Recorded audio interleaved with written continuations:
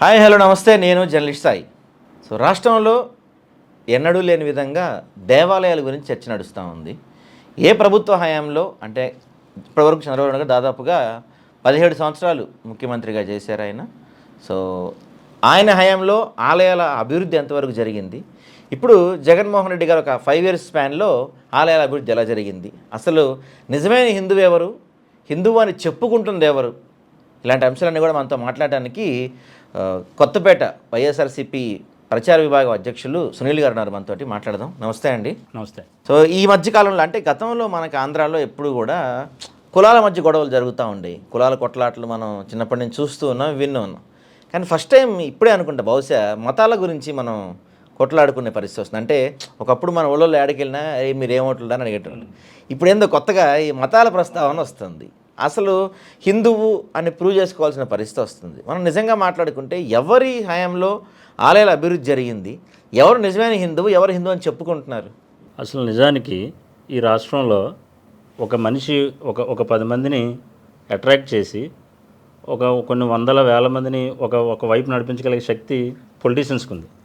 ఈ పొలిటీషియన్స్లో చంద్రబాబు నాయుడు గారు దగ్గర 17 సంవత్సరాలు 3 టర్ములు ముఖ్యమంత్రిగా చేసి ఇప్పుడు ఒక 2 సంవత్సరాలు కలిపి 17 సంవత్సరాలు ముఖ్యమంత్రిగా చేసి ఒక దేవాలయం కూడా కట్టకపోగా 40 దేవాలయాలు విజయవాడలో ఉన్న దేవాలయంతో సహా 40 దేవాలయాలు కూల్చేసాడు. ఆయన కూల్చిన తర్వాత జగన్మోహన్ రెడ్డి గారు ముఖ్యమంత్రి అయిన తర్వాత ఆయన క్రైస్తవుడికి ముద్రేస్తూ ఉన్నారు. కానీ ఆయన ముఖ్యమంత్రి అయిన తర్వాత 2068 దేవాలయాలు నిర్మించాడు, హిందూ దేవాలయం.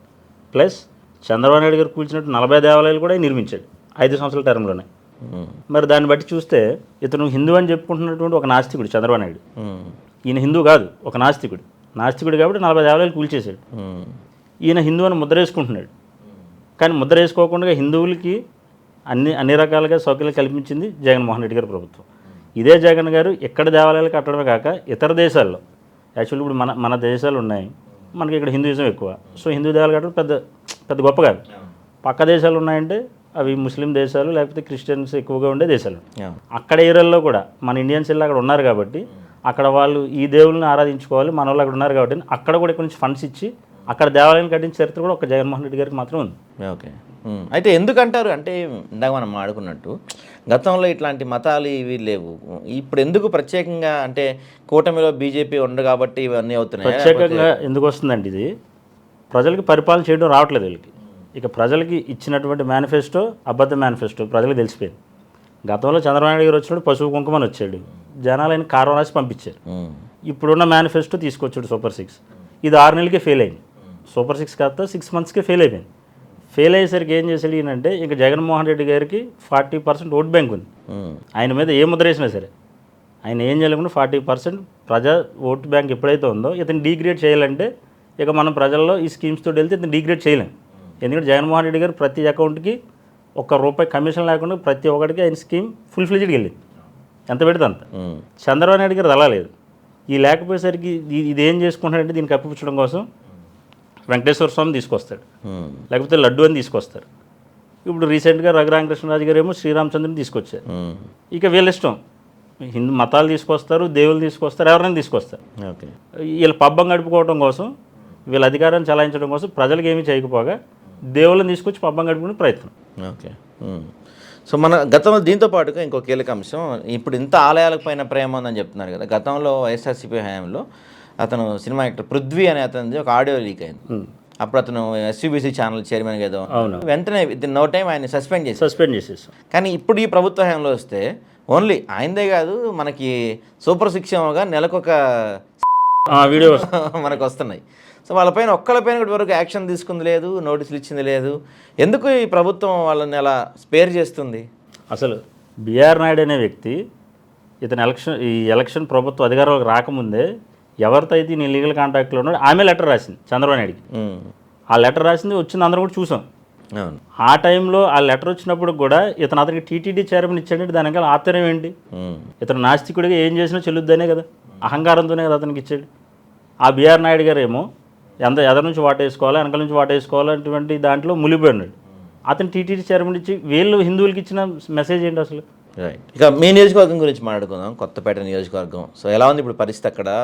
పార్టీ వైఎస్ఆర్సీపీ బలం పుంజుకుంటుందా? గత ఎన్నికల తర్వాత ఈ ఎన్నికలు అంటే 2 సంవత్సరాల ప్రయాణంలో పార్టీ ఏ విధంగా డెవలప్ అవుతుంది అక్కడ? ఖచ్చితంగా వైఎస్ఆర్ కాంగ్రెస్ పార్టీ అంబేద్కర్ కోనసీమ జిల్లా కొత్తపేట నియోజకవర్గంలో గతంలో చూస్తే చిల్లా జగిరెడ్డి గారు అక్కడ వైఎస్ఆర్ కాంగ్రెస్ పార్టీ తరఫున ఎమ్మెల్యేగా ఉంటూ ఉన్నారు.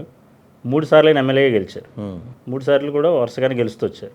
కాబట్టి ఇతరులు ఏం మాట్లాడినా ఏంటంటే ఈ మొన్న వచ్చినటువంటిది ఒక ప్రవాహం. ఆ ప్రవాహంలో ఇంకా అందరూ వెళ్ళిపోయారు తప్ప ఒక జగిరెడ్డి గారికి మాత్రమే ఓటమి అనేది కాకుండా అన్ని జిల్లాల నుంచి వచ్చింది కాబట్టి ఓడిపోవడం జరిగింది తప్ప ఎప్పుడైతే మళ్ళీ 2 సంవత్సరాలు ఆయన గెయిన్ చేసుకున్నారో ఈ 2 సంవత్సరాలు జరిగిన ఏదైతే ఉంది లోపాలు ఉన్నా ఇంకోటి ఉన్నా సరి చేసుకునేలానే ఆలోచనతో ఆయన అయితే అంబేద్కర్ కోనసీమ జిల్లాకి చేయగలని చెప్పి ఆలోచనతో ఎప్పుడైతే జిల్లాని ఆయనకు అప్పచెప్పారో జిల్లా అధ్యక్షుడిగా ఆయన ఇప్పుడు చేస్తూ ఉన్నారు.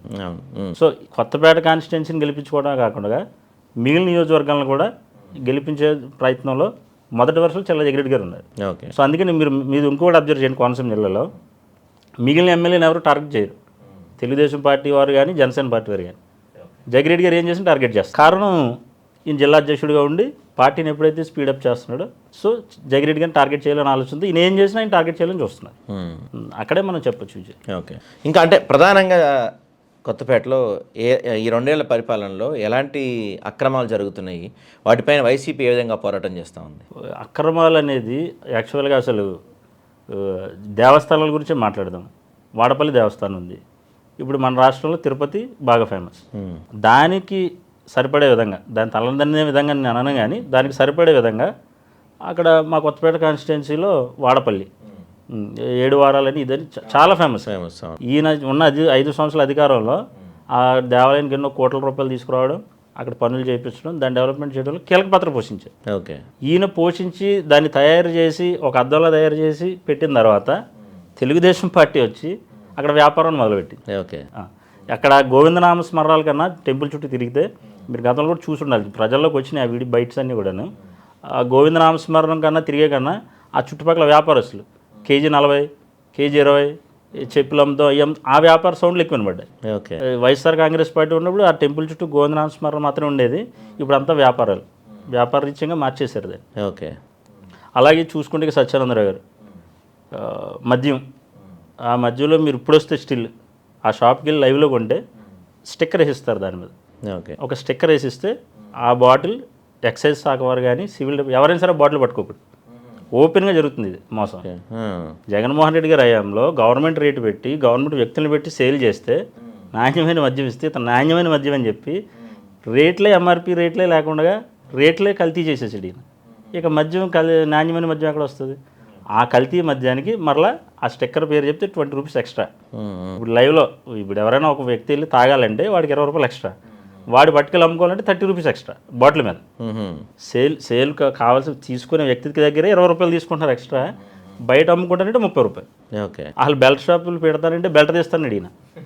మరి ఈయన ఎప్పుడు బెల్ట్ తీస్తాడో మేము చూస్తున్నాం. ఒకవేళ ఈయన కనబడకపోతే మేము చూపిస్తాం బెల్ట్ షాపులు ఎక్కడ ఉన్నాయి. ఆ పార్టీ ఎమ్మెల్యేలకైనా ఆ పార్టీ ఎంపీలు వచ్చినా ఎవరు వచ్చినా లేదు సాక్షాత్ చంద్రబాబు నాయుడు గారు వచ్చినా మేము బెల్ట్ షాపులు చూపిస్తాం, ఆయన బెల్ట్ తీయాలని మేము చూస్తాం. రైట్. మీ దగ్గర ప్రత్యేకంగా కోనసీమలో కొంత పవన్ కళ్యాణ్ వేవ్ బలంగా ఉండింది, ఆయన వేవ్ బాగా పనిచేసింది. సో ఇప్పుడు ఎలా ఉంది జనసేన అక్కడ పరిస్థితి గతానికి ఇప్పటికి? అంటే జగన్మోహన్ రెడ్డి గారికి యాంటీగా ఆయనకి సంబంధించిన కాపులందరూ యాంటీగా ఉన్న కాపులందరూ పవన్ కళ్యాణ్ గారు వైపు వెళ్ళారు. వాస్తవం ఆయనకున్న సినిమా ఫీల్డ్ కానివ్వండి, సినిమా క్రేజు లేకపోతే ఇతర అన్నీ పవన్ కళ్యాణ్ గారు కలిసి వచ్చినాయి. ఆ వేవ్ మీద జగన్ గారికి యాంటీగా ఉన్న కాపు సోదరులందరూ పవన్ కళ్యాణ్ గారు వైపు వెళ్ళారు. ఈయన ఎప్పుడైతే 15 సంవత్సరాలు నేను చంద్రబాబు నాయుడు మోస్తాను, ఈ కాపులు అందరూ ఉద్దేశం కాపులే కాదు, దళితులు కానివ్వండి, మిత్రులు కానివ్వండి, పవన్ కళ్యాణ్ గారిని అభిమానించే ప్రతి అభిమాని పవన్ కళ్యాణ్ గారు ముఖ్యమంత్రిగా చూడాలనుకున్నాడు తప్ప ఉప ముఖ్యమంత్రిగా చూడాలనుకోలే. అవునవును. కానీ చంద్రబాబు నాయుడు గారు, లోకేష్ గారు పవన్ కళ్యాణ్ ఉపమంత్రిగానే చూస్తున్నారు. ఇప్పుడు ఆ పార్టీలో వాళ్ళందరూ ఉపమంత్రిగానే చూస్తున్నారు. దాన్ని ఆయన కూడా అలవాటు చేసుకుని ఇప్పుడు నేను ఇంకా 5 ఏళ్ళు కాదు ఆ అధికారానికి అలవాటు పడి 15 ఏళ్ళ పాటు నేను ఉపమంత్రిగా ఉంటానని నేను ఒప్పుకుంటున్నాడు. ఆయన ఎప్పుడైతే ఉపమంత్రిగా ఉంటానన్నాడో అప్పుడే అతను పడిపోవడం జరిగింది. ఓకే. అతన్ని నమ్మినటువంటి కాపు సోదరులందరూ కూడా ఇప్పుడు మరలా జగన్ వైపు చూస్తూ ఉన్నారు. అది స్పష్టంగా కనిపిస్తుంది. రాబో రోజుల్లో అన్నీ కూడా కనిపిస్తుంది. ఓకే. రైట్. సో ఫైనల్గా అంటే ఈ 2 సంవత్సరాల పరిపాలన జనం చూస్తున్నారు, గతంలో 5 సంవత్సరాల పరిపాలన చూశారు. దానికి దీనికి తేడాలు మాట్లాడుకుంటున్నారు జనం, ప్రజలు ఎలాంటి వేవ్ కనపడుతుంది ఇప్పుడు? గత 5 సంవత్సరాల పరిపాలన అంతా కూడా ఆధార్ కార్డు బేస్ మీద వెళ్ళిపోయింది సార్. ఆధార్ కార్డులో మీరు వాళ్ళ బ్యాంక్ అకౌంట్ వాళ్ళ ఆధార్ కార్డు తీసుకొస్తే అర్హత ఉన్న ప్రతి ఒక్కరికి, ఆయన కలెక్టర్లతో కానివ్వండి ఇంకొకరితో కానివ్వండి, అర్హత ఉన్న ఎవరికి కూడా ఆపడానికి వీలేదని చెప్పి జీవోలు జారీ చేసేవారు. ఈ గవర్నమెంట్లో తల్లికి వందనం ఎన్నిసార్లు ఇచ్చారు? అమ్మఒడిని పేరు మార్చారు, అది కూడా కాపీ. తల్లి అమ్మఒడి కాస్త తీసి తల్లికి వందనం అన్నారు. వచ్చి గవర్నమెంట్ అప్పుడు ఇది 2.5 సంవత్సరాలు అయింది, ఒకసారి ఇచ్చారు, అది కూడా కోత. ఉచిత గ్యాస్ అన్నాడు, యుద్ధం వంక పేరు చెప్పి ఒకసారి ఇచ్చాడు, ఎన్నిసార్లు అసలు ఎవరి అకౌంట్లో డబ్బులు పడ్డా ఎవరికి తెలియదు. అది ఏమైందో ఎవరికి తెలియదు. వాళ్ళు మొత్తం ఫ్లాప్ అయినటువంటి స్కీమ్ అది, ఉచిత సిలిండర్లు. దాన్ని ఊసేయలేదు అసలు. ఇక ఈ ఎమ్మెల్యేలు వీళ్ళు అంటారా, ఇసుక ఫ్రీ అన్నారు చంద్రబాబు నాయుడు గారు. ఇప్పుడు రండి నేను వెళ్తాను, నా ఊరంతా ఇసుకతోనే ఉంటుంది, నాదంతా గోదావరి ప్రాంతం, నేను వెళ్ళి ట్రాక్టర్ వేసి తెచ్చుకోవడానికి నాకు లేదు. ఇక ఇసుక ఫ్రీ ఎక్కడ ఇచ్చారు సార్? రేట్లు తగ్గింపు అన్నారు.